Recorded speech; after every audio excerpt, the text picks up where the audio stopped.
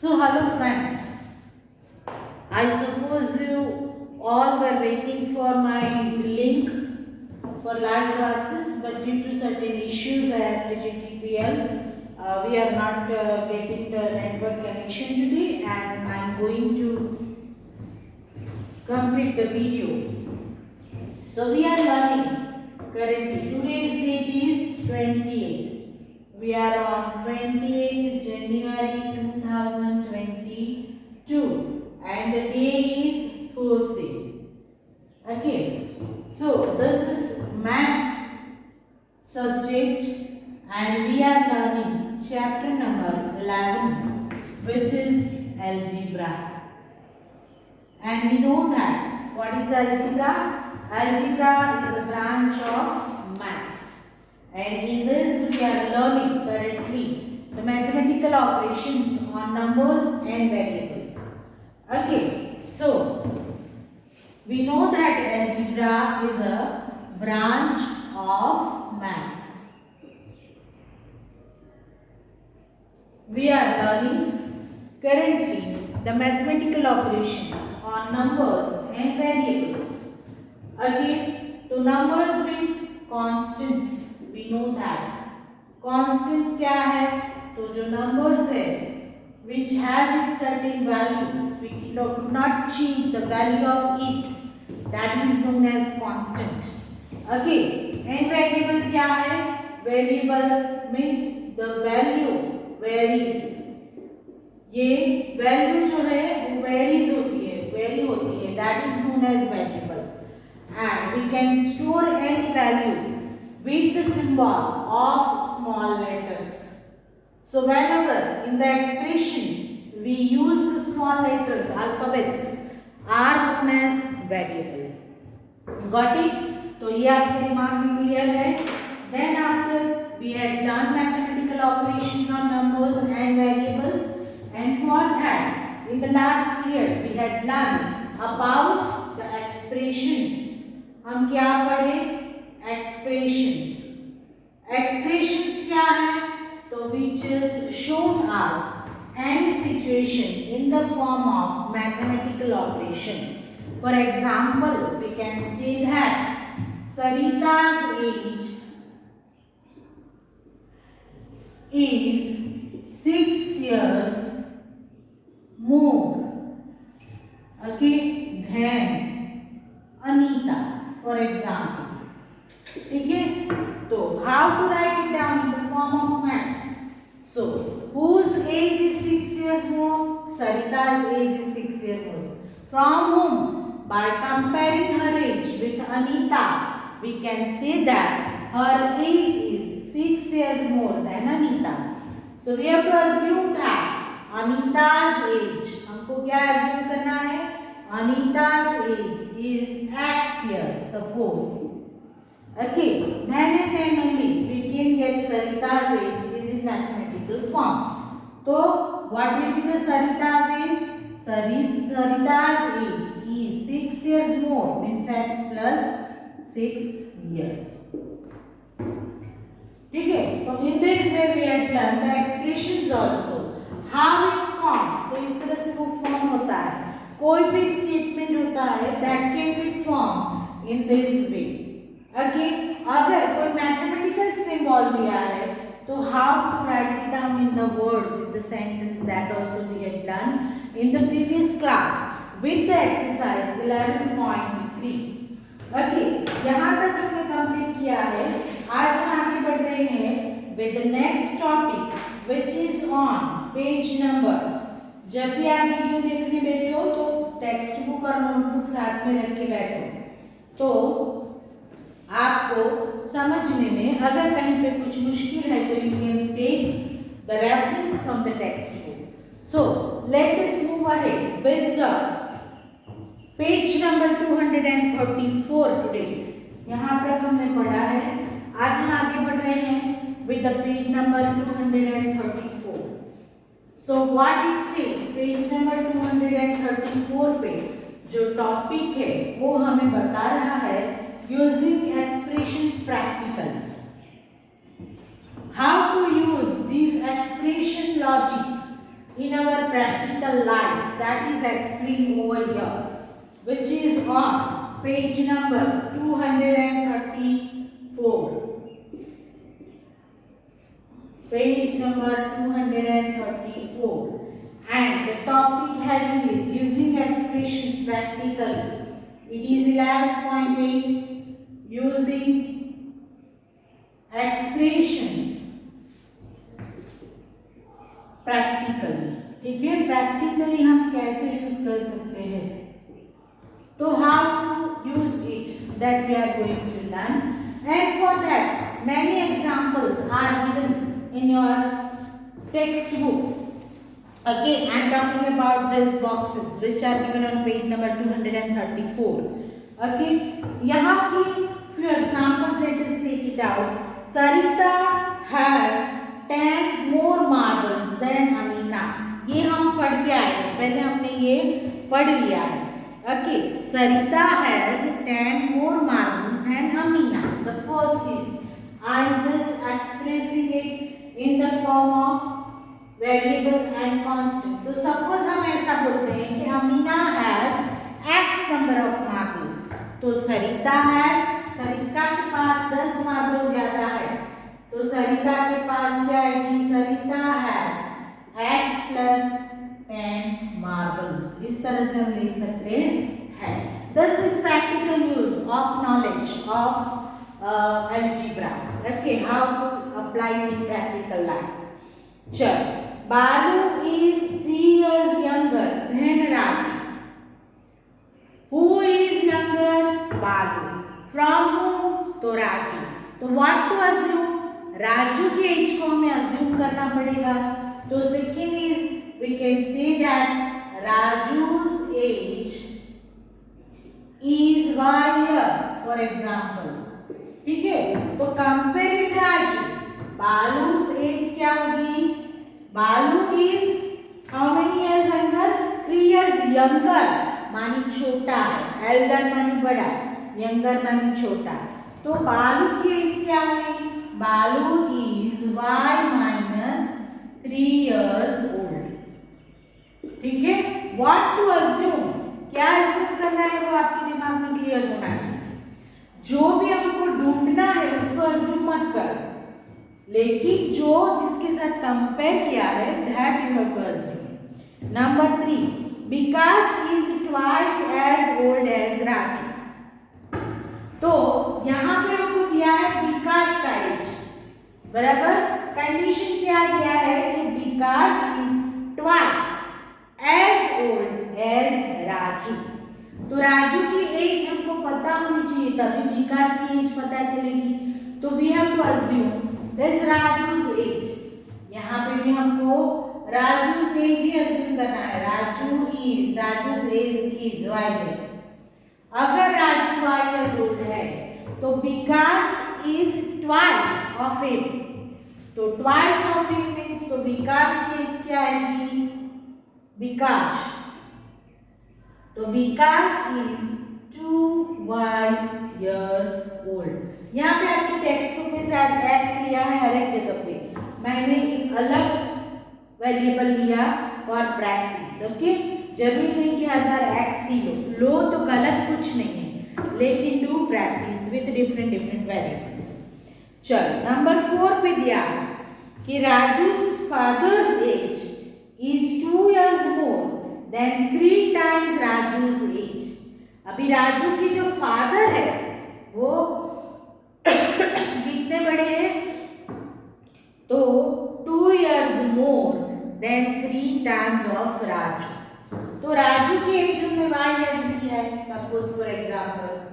तो उसके फादर क्या होंगे, राजू's फादर इज कितने years old है, तो 2 years more मानी +2, बट 3 times राजू से, तो 3 times क्या आएगा, 3y. ठीक है, तो ये कैसे फॉर्म हो गया, राजू के जो फादर है वो 2 साल बड़े हैं, लेकिन राजू की जो एज है उससे 3 times more than 2 years. So that's why 3y plus 2 और 3x प्लस 2 भी आप ले सकते हैं. So this is called the practically implementation of the logic of expression. How to form the expression for the given situation, that practice is given over here, and this type of practice we had done in the previous class also. Next here it is given that another examples are given in the form of different situation, और अलग अलग different situation से यहाँ पे practice आपको दी है, और four are there. मान लिया number 5 just now. The table is different. There is a break between two tables. So number 5, what is given there? Let us read first and then we'll form its expression. Number 5 में क्या दिया है? How old will Shushan be 5 years from now? यहाँ पे हम देखो दो लोगों की एज कंपेयर नहीं की है. एक ही बंदा है जिसका नाम है सुशांत, ठीक है, उसकी एज आफ्टर 5 years कितनी होगी वो बताएंगे. तो हमें क्या करना पड़ेगा? अगर हमको करंट एज पता है तो हम आफ्टर 5 years का ढूंढ सकते हैं. तो वी कैन अज्यूम कि Sushant current age is x years, ठीक है. तो ढूंढना क्या है? तो after 5 years his age will be क्या होगी? तो x plus 5 years, ठीक है. ये तो आपको इजीली समझ में आना चाहिए. चलिए, how old was Susan 4 years ago? एगो मीन्स बैक जाना है, ठीक है. तो दूसरा आंसर 6 नंबर पे आएगा कि 4 years ago, how many years? 4 years ago he was, अभी कितनी है? x है, तो 4 साल पहले, तो x minus 4 years, ठीक है. चलो अभी नंबर 7 पे little bit different is given. There is a comparison between the prices of two different things. Okay, number 7 पे है कि price of wheat per kg is ₹5 less than price of rice per kg. ढूंढना क्या है? तो price of wheat ढूंढना है. Compare किसके साथ किया है? राइस के साथ. तो अज्यूम क्या करना पड़ेगा? राइस की प्राइस अज्यूम करनी पड़ेगी, ठीक है. तो I am talking about number 7. तो we can say that let us say price of rice ढूंढना है, राइस को अज्यूम करना है. तो price of rice is x और rupees x, you can write it down, rupees x per kg. बराबर है. हम अज्यूम करते हैं कि राइस की प्राइस जो है वो x रुपीज है पर केजी का भाव. अभी कंपेयर क्या किया है कि प्राइस ऑफ व्हीट पर केजी इज ₹5 लेस. ओके, तो we can say that price of wheat क्या आएगा? Is ₹5 less. So x minus 5 पर केजी. पर केजी मीन्स 1 किलोग्राम वेट होगा तो उसकी प्राइस क्या होगी? कंपैरिजन क्या किया था? What is the original statement given over here कि the price of wheat is ₹5 less than price of rice per KG, ठीक है. तो हमको व्हीट की प्राइस ढूंढनी थी, तो वह कंपेयर किसके साथ की है? राइस के साथ. That's why we have assumed over here the price of rice is ₹x per kg. So the price of wheat is ₹5 less. So ₹x minus 5 per kg. Clear हो? चलो फिर आगे जो है वो नंबर 8 पे दिया है कि price of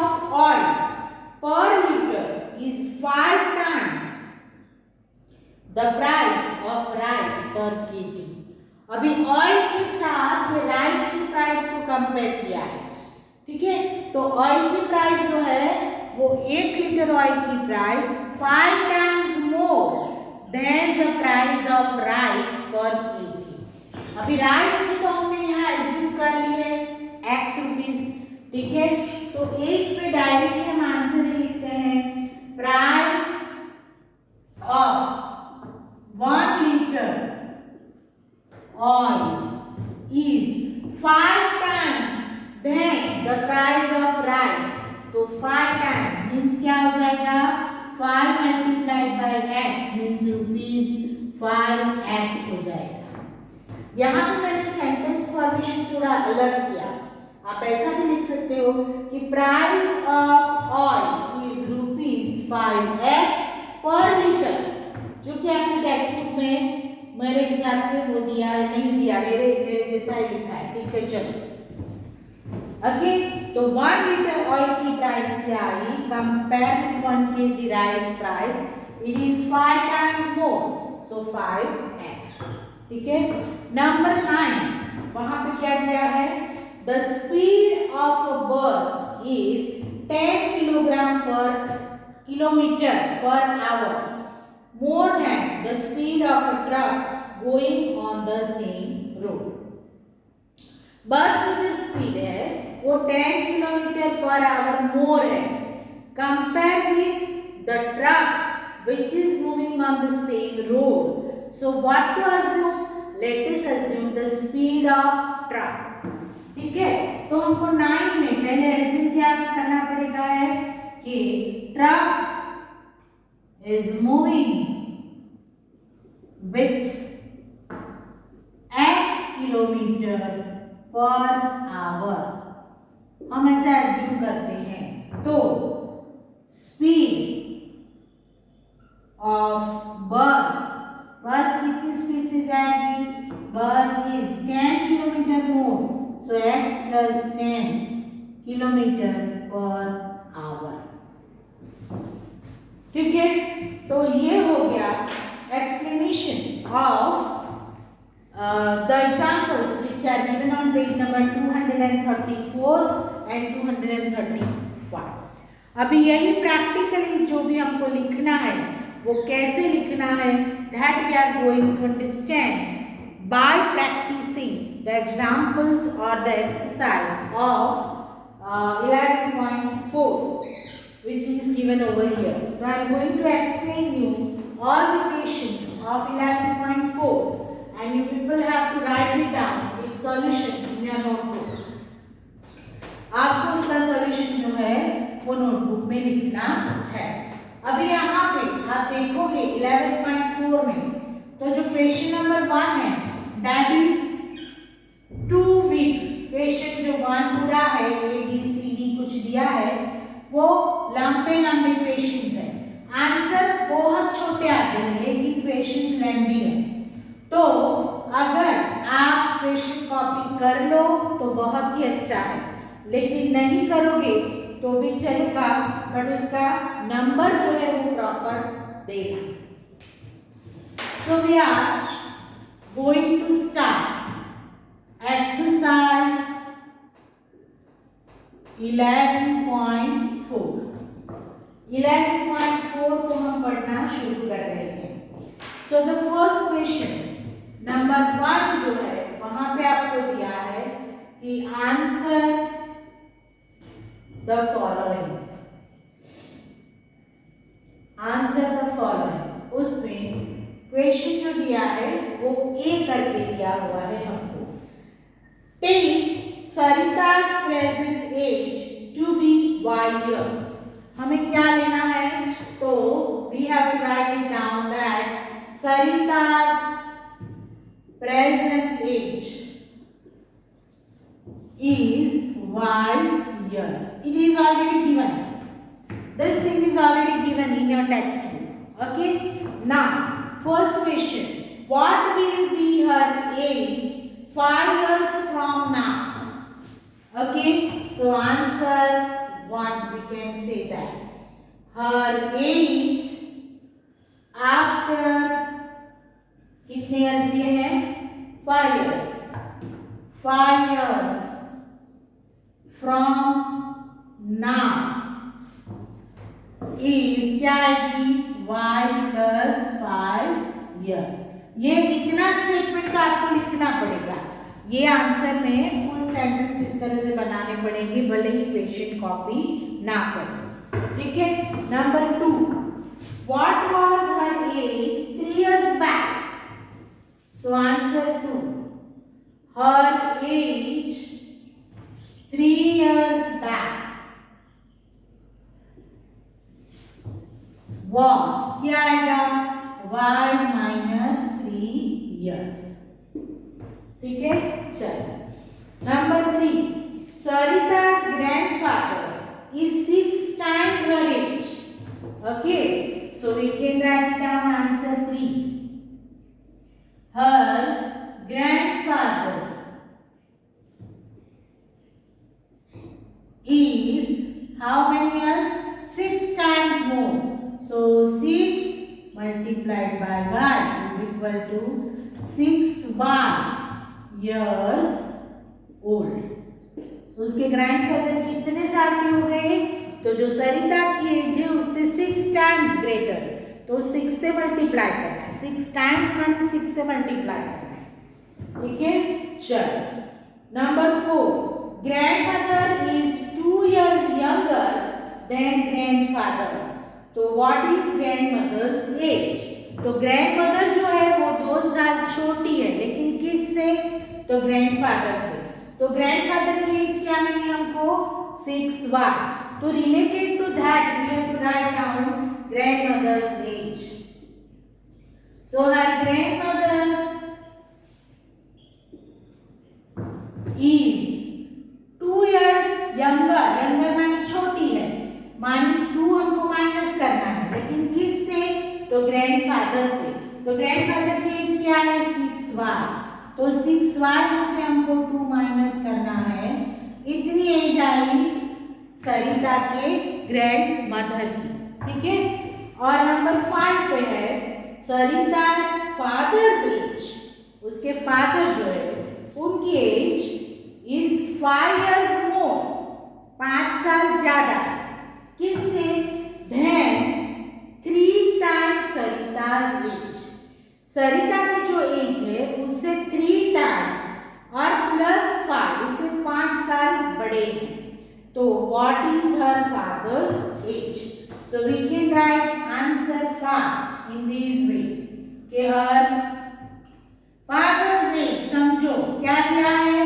Her father's age is 5 years more. 5 years more मान प्लस 5 हो गए, बट किससे? तो 3 times then सरिता's age. तो सरिता की एज क्या है? y. तो 3 टाइम्स मानी 3y. तो ये हो गई उसके फादर की एज. आई होप आप लोगों को समझ में आया होगा. This is given over there. Sarita's present age is y years. It is already given. The first question is given that what is her age after 5 years. तो सरिता की 5 साल के बाद क्या एज होगी? तो जो भी अभी की एज है उसमें 5 years ऐड कर दो, तो ये आंसर आ गया. What was her age before 3 years? 3 years back मानो पीछे जाना है, तो हमको क्या करना पड़ेगा? सबट्रैक्ट करना पड़ेगा. तो करंट एज 5 years है, तो 3 साल पहले उसकी एज क्या थी? तो y minus 3 years. ग्रैंडफादर के साथ सरिता की एज कंपेयर की है, तो grandfather's age is 6 times than Sarita's एज. तो 6 टाइम्स क्या हो गया? 6y. ग्रैंडमदर जो है वो ग्रैंडफादर से 2 साल छोटे हैं. Her grandmother is 2 years younger than grandfather. तो यहाँ पे सरिता की एज से कंपेयर नहीं करना है, ग्रैंडफादर की एज से कंपेयर करना है. तो grandfather is 6y years old. तो her grandmother is 2 years small, younger. So that's why 6y minus 2 years. And her father's age. Her father's age is 5 years more. Then 3 times of Sarita's age. So 3 times of Sarita माने 3y हो गया, and 5 years more तो plus 5 गया. तो 3y + 5 years old। ठीक है, तो इस तरह से क्वेश्चन नंबर 1 जो है वो आपको इस तरह के सेंटेंस बना के लिखने हैं। आज आप खुद करना। Our next class is on Saturday. Saturday is open day, तो I am not going to take your live classes but I post the video, क्योंकि आप शायद स्कूल में होंगे तो लाइव क्लास अटेंड नहीं कर पाओगे, तो मैं वीडियो पोस्ट करूंगी। तो वीडियो में आप पोस्ट करूंगी, उसी दिन ये सॉल्यूशन भी भेजूंगी, लेकिन आज आप खुद करो। ठीक है, ये हो गया क्वेश्चन नंबर 1। अगर आप नोटबुक लेके बैठे हो तो वीडियो के साथ साथ भी आप लिख सकोगे। चल let us go with the question number 2। अभी नहीं, बी आएगा, 1 का बी आएगा, हमको 1 ही पढ़ रहे हैं। आंसर द फॉलोइंग, उसमें अभी बी हमको पढ़ना है। ये भी क्वेश्चन जो है वो लॉन्ग है। What we are learning just now 11.4 question number 1, answer the following. 1 जो है आंसर द फॉलोइंग, और उसी में हम कर रहे हैं अभी question number B. What is given here in the B? The length of a rectangular hall is 4 meters less than 3 times the breadth of the hall. ठीक है, क्या दिया है? एक रेक्टेंगुलर हॉल है, ये समझो कि रेक्टेंगुलर हॉल है, उसकी जो लेंथ है, ये लेंथ और ये ब्रेथ है, तो लेंथ जो है वो 5 टाइम्स, कितने times? 4 length of the 4 meters. The length of a rectangular wall is 4 meters less than 3 times of breadth. तो breadth पता चलेगी तभी ये पता चलेगा, तो we have to assume breadth. But breadth के लिए शायद यहाँ पे कुछ दिया है। What is the length if the breadth is b meters? ठीक है, तो we can write it down first. The breadth of rectangular hall क्या है? is b meters. It is given that b meters. So its length, इसकी length क्या दी है? Length is 4 meters less than 3 times of its breadth. ठीक है, हमको ऐसा दिया गया है कि 4 meters less than 3 times the breadth, 3 times the breadth। तो breadth की क्या आएगी? तो क्या आएगी? breadth को 3 times करना है, तो 3 multiplied by b, और 4 मीटर लेस है, मानी -4, फाइनली 3b -4 meters, ये आंसर आएगा। ठीक है, तो उसकी लेंथ क्या आ गई? It's length is 3b -4 meters, ये आंसर हो गया। समझ में आया?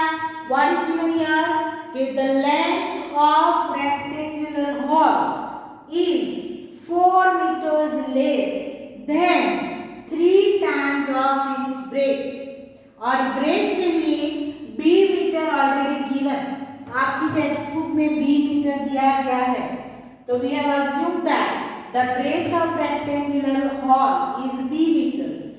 सो व्हाट इज लेंथ?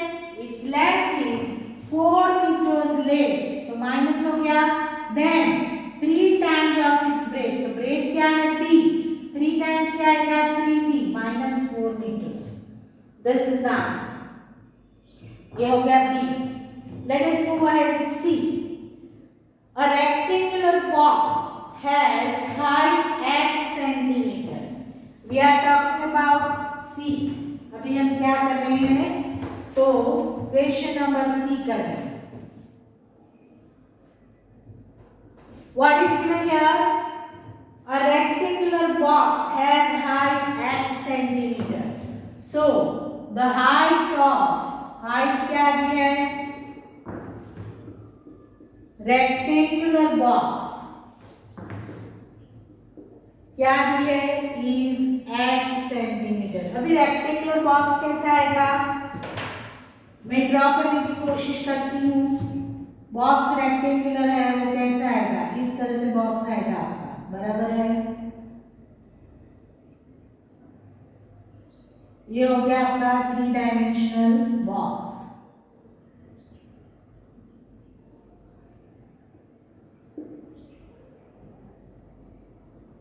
बराबर है, तो ये हो गया आपका 3 डायमेंशनल बॉक्स। अभी उसने क्या किया है, तो उसकी हाइट जो है वो h सेंटीमीटर है, तो समझो कि हाइट उसकी h सेंटीमीटर ले ली, ये हाइट ले ले तो वो h सेंटीमीटर है, ठीक है। चलो, then its length is 5 times the height, its length is 5 times the height. अगर इसको मैं लेंथ दूं, ये लेंथ दूं, तो 5 टाइम्स हाइट, तो 5h सेंटीमीटर आएगा, ये समझने के लिए, बराबर है। And breadth is 10 centimetre less than the length, तो लेंथ क्या आई 5h, ये लेंथ है, ये क्या है उसकी हाइट, ठीक है। तो अभी ब्रेथ मानी ये पोर्शन, बराबर, वो कितनी आई, तो 10 सेंटीमीटर लेस देन लेंथ, तो 5h माइनस 10, बराबर।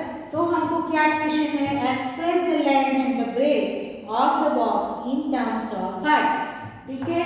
तो हाइट टर्म में ले ली h centimetre, let us write it down, ये तो ऑलरेडी गिवन है, लेंथ लिखनी है, so we can write down the length of rectangular box क्या होगी, is 5 times than its height, तो वो कितनी हो गई 5h सेंटीमीटर, ठीक है। ये आंसर हो गया एक। दूसरा आंसर क्या हो गया, its breadth, the breadth of rectangular box is 10 centimeter less than its length, तो वो क्या हो गया 5h minus 10 सेंटीमीटर। तो इस तरह से आपको ये इक्वेशन भी सॉल्व करना है। If you can draw this then it is nice, if not then write down the answers in this 2 sentences, ठीक है। ये हो गया question number C. Now question number D, what is given here, Meena, Beena and Leena are climbing the steps to the hill top. यहाँ पे figure भी आपको दी है, 3 girls figure is shown over here, तो हम ले Meena, Beena and Leena. Meena is at step S, ठीक है। तो मैं अभी आपको दिखा नहीं सकती, लेकिन जो मिडल वाली गर्ल है ना, उसके लिए वो एस दिया गया है। हाउ कुड वी से, तो बाकी का क्वेश्चन पढ़ेंगे तभी आपको पता चलेगा। Suppose we are just now solving question number D. यहाँ पे आपको 3 फिगर दी है गर्ल्स की, एक यहाँ है, एक यहाँ है और एक उसके बैक है, समझो, ठीक है। और 3 नेम्स दिए हैं, Meena, Beena and Leena are climbing the steps to the hill top. Meena is at step S, Beena is 8 steps ahead, मानी अहेड मींस आगे, तो ये जो गर्ल है वो मीना है, जो जहां पे है उसको दिया है कि एस स्टेप पे, ये उसके आगे है, वो कौन से स्टेप पे है, तो s प्लस 8 स्टेप पे, वो कौन है, वो है बीना, इसका नाम दिया है बीना। एंड ये जो है लीना है, जो कितने स्टेप पीछे है, 7 स्टेप बिहाइंड, इससे 7 स्टेप पीछे है, तो s माइनस 7। यहां तक समझ में आया। 3 girls are shown in the figure and one sentence is given, Meena is at step S, बराबर है। फिर कि बीना इज 8 स्टेप अहेड। तो बीना कहाँ है? तो बीना is eight S plus 8 and Lina is 7 step back, तो Lina is at S minus 7। ये हो गया। Now what is given there? Where are Lina and Lina? तो वो तो हमने लिख दिए, Lina and Lina कहाँ है? The total number of steps to the hilltop is 10 less than 4 times what Lina has reached। अभी हील जो है उससे आगे भी है, ये वाली यहाँ तक। तो वो पोजीशन क्या है? तो वो कंपेयर किया किसके साथ? तो मीना के स्टेप के साथ। What is the comparison? कि दैट इज 10 लेस है। तो हील टॉप कितना है? Hill top is at 10 less किससे? तो 4 टाइम्स देन मीना's पोजीशन। तो 4 टाइम्स यानी 4s माइनस 10। मीना कहाँ पे है? पोजीशन S पे। और जो हील है वो 10 स्टेप लेस है, कम है किससे? तो 4 टाइम्स देन मीना's पोजीशन। तो मीना की पोजीशन 4s आई और उससे 10 लेस। तो हील टॉप ये। Express the total number of steps using S। तो हमने ये S से सारा यूज किया। तो मीना कहाँ है? Eight step S। बीना उससे 8 स्टेप अहेड मींस आगे, तो ऐड करना है S plus 8। Leena 7 step back means पीछे, तो वो कहाँ पे? S minus 7 पे। और हील का जो टॉप है वो कहाँ पे है? तो that is 10 steps less than 4 times when Meena reached। तो मीना कहाँ पे है? S स्टेप पे, उसका 4 टाइम्स तो 4s और उससे 10 स्टेप कम तो माइनस 10। तो ये आंसर आपको लिखना है। चलिए question number E। A bus travels at v km/h। मैं इस तरफ भी कर लूं तो आपको समझने में अच्छा रहेगा। एक के नीचे कर दूं तो शायद आपको समझने में गलती हो जाएगी। ठीक है, तो we are on question number E। अभी हम क्वेश्चन नंबर E पे हैं। A bus travels, वो ट्रैवल्स कर रही है कहाँ पे? With which speed? Travels v km/h। v km/h मानी 1 घंटे में बस जो है वो 20 किलोमीटर डिस्टेंस कवर करती है। ठीक है, चलो। It is going from Daspur to Bispur. 2 destination दिए गए हैं, one name is Daspur, another is Bispur. After the bus has travelled 5 hours, so after 5 hours it covers, वो कितना कवर करेगी distance? It covers the distance कितना? तो 1 घंटे में 5 किलोमीटर और 5 घंटे में 5 multiplied by d is equal to 5d kilometre. Okay, बस 5 घंटे में कितना डिस्टेंस कवर करेगी? तो 5 मल्टीप्लाइड बाय v, क्योंकि 1 घंटे में वो 20 किलोमीटर कवर करती है, तो 5 घंटे में कितना? ये मैं कहाँ से लाई? तो हम ऐसे लिख सकते हैं कि इन 1 hour it completes v kilometre. तो इन 5 hours कितना होगा? तो v मल्टीप्लाइड बाय 5 और 5 मल्टीप्लाइड बाय v, जो मैंने यहाँ पे आपको बताया, ये 5 ही बना। ठीक है, समझने के लिए ये मैंने लिखा। चलो अभी क्या किया है कि बीसपुर इज स्टिल 20 किलोमीटर अवे। वो 5 घंटे ट्रैवल करेगी बस, फिर भी जो बीसपुर है, दासपुर से वो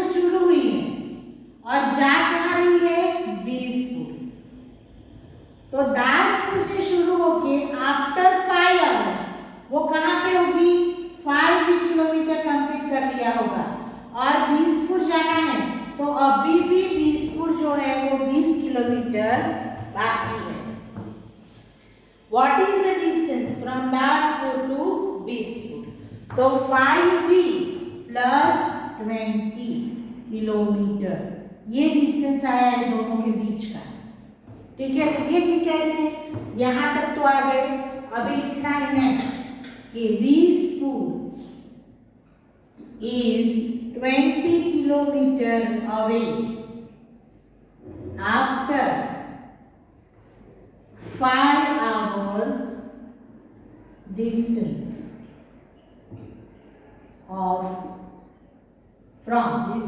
from दासपुर, जो आपको दिया है वही लिखना है। ठीक है, तो सो बीसपुर is 5v plus 20 kilometer away from Daspur. Daspur से वो कितना दूर है, तो ये किलोमीटर कवर कर लिया 5 घंटे में, तो 5 किलोमीटर, फिर भी वो 20 किलोमीटर दूर है तो उसके अंदर 20 किलोमीटर ऐड करो, तो 5 प्लस 20 किलोमीटर। ये हो गया क्वेश्चन नंबर 1 आपका पूरा कंप्लीट हो गया। यहाँ तक आज आपको कंप्लीट करना है, पूरा वीडियो देखिए and then start to solve exercise 11.4 and complete the exercise number question number 1। एक नंबर की क्वेश्चन में 5 questions are that A B C D E, तो वो A B C D E आज आपको नोटबुक में कंप्लीट करना है। Saturday को also I'll post the video, you have to watch it properly and complete rest questions of the same exercise। ठीक है, take very good care of yourself, bye bye।